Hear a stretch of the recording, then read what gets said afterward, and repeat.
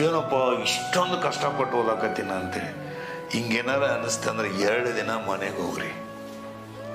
ಹೋಗಿ ನಮ್ಮ ತಂದೆ ಮತ್ತು ತಾಯಿಗಳ ಜೊತೆ 2 ದಿನ ಕೆಲಸ ಮಾಡಕ್ಕೆ ಹೋಗ್ಬೇಡ್ರಿ. ಅವ್ರ ಜೊತೆ ಹೋಗಿ ಮುಂಜಾನೆಯಿಂದ ಹಿಡಿದು ಸಂಚಾನ ಅವ್ರು ಏನು ಮಾಡ್ತಾರೆ ಅವ್ರ ಜೊತೆ ನಿಲ್ರಿ.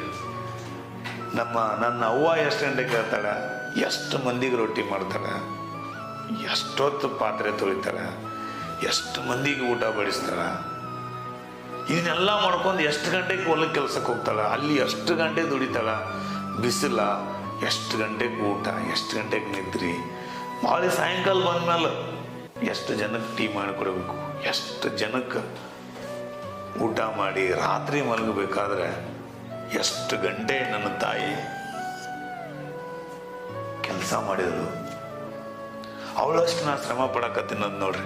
ನಮ್ಮ ತಂದೆ ನೋಡ್ರಿ ಎಷ್ಟು ರಾತ್ರಿ 3 ಗಂಟೆಗೆ ಲೈಟ್ ಬಂದ್ರೆ ಎದ್ದು ನೀರು ಹಾಸ್ತಾನ. 3 ಗಂಟೆಗೆ ಎದ್ದು ಓದೋದು ನಮಗೆ ಕಷ್ಟ ಅನಿಸ್ತ ಸ್ನೇಹಿತರೆ. ಮುಂಜಾನೆಂದ್ರೆ ಸಂಜೆ ತನ ಭೂಮಿ ಕೂಡ ಭೂಮಿಯಾಗಿ ದುಡಿತಾನ. ಎಷ್ಟು ದಿನ ದುಡಿಬೇಕು ಅವರು. ನಿಮ್ಮ ಮೇಲೊಂದು ದೊಡ್ಡ ಭರವಸೆ ಇಟ್ಕೊಂಡಾರ. ನನ್ನ ಮಗ ಅಥವಾ ಮಗಳು